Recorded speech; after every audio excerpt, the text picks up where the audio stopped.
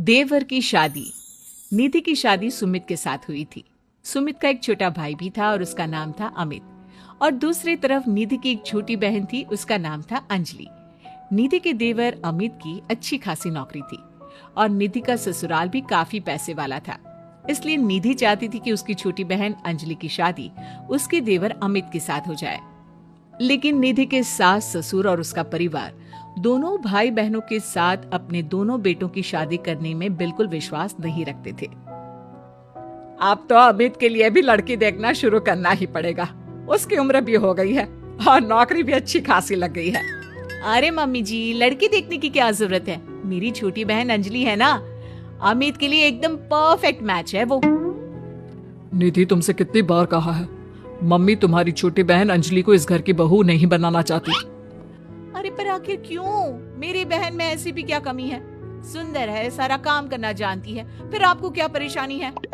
बात परेशानी की नहीं है बेटा, लेकिन मैंने शुरू से ही सोच रखा था एक ही घर की दो लड़कियां अपने बेटों के लिए नहीं लेकर आऊंगी।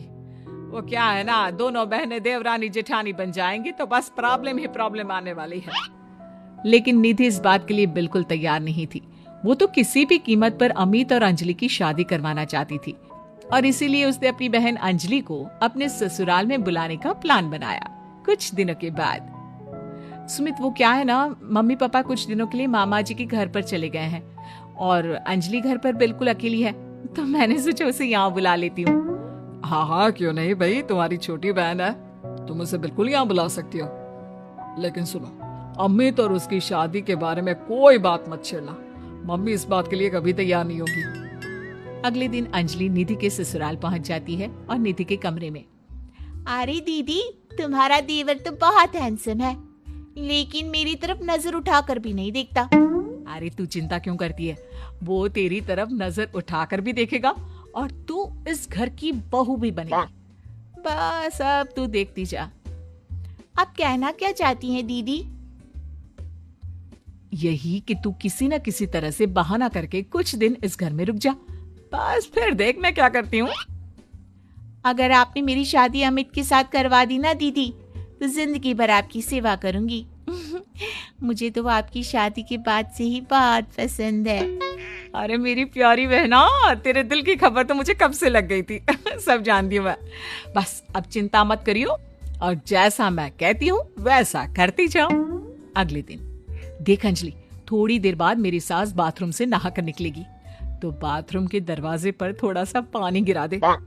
ये क्या कह रही हो दीदी? आपकी सास गिर गई तो उसे चोट लग जाएगी और आपके लिए मुसीबत हो जाएगी। अरे पागल, जैसे ही वो गिरने लगे तो झट से जाकर उसे संभाल लेना। देख, मेरी सास के दिल में अब तुझे जगह बनानी है। इस घर की बहू बनना है या नहीं? हाँ दीदी, वो बात तो सही है। ठीक है, मैं चुपचाप जाकर बाथरूम के दरवाजे पर पानी गिरा कर आती हूँ। कुछ देर बाद सास जैसे ही गिरने लगती है, अंजलि वहां पर पहुंच जाती है। हे भगवान, अभी मैं गिर जाती तो मेरे हाथ पैर टूट जाते।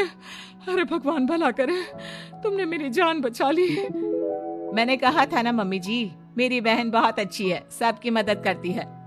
हाँ, बात तो तुम्हारी सही है अंजलि बेटा, भगवान तुम्हारा भला करे।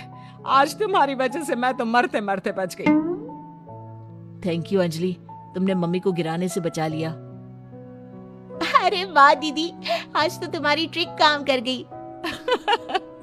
बस अब जैसा मैं कहती हूँ वैसा ही करती जाओ। देखना कुछ ही दिनों में मम्मी जी खुद आगे चलकर अपने बेटे के लिए तुम्हारा रिश्ता मुझसे मांगेंगी। कुछ दिनों के बाद देख अंजलि, अब हमें अपना अगला प्लान कामयाब करना है। क्या प्लान है दीदी? आप तो बस बता दो, जैसा आप कहेंगी मैं वैसा ही करूंगी। देख, मेरी सास को ना अजवाइन से एलर्जी है। मैं आज सब्जी में जानबूझकर अजवाइन डाल दूंगी। लेकिन दीदी, उससे तो आपकी सास की तबीयत खराब हो जाएगी। अरे मेरी बात तो सुन, अजवाइन खाने के बाद अगर मेरी सास को थोड़ा सा 1 चम्मच शहद दे दिया जाए तो उनकी तबीयत ठीक हो जाती है। और ये नुस्खा मुझे पता है। ये बात मेरी सास को भी नहीं पता। जैसे ही वो अजवाइन वाली सब्जी खाएं, जल्दी से जाकर शहद ले आना। ये क्या बहू, तुमने सब्जी में अजवाइन क्यों डाल दिया? तुम जानती हो ना, मुझे इससे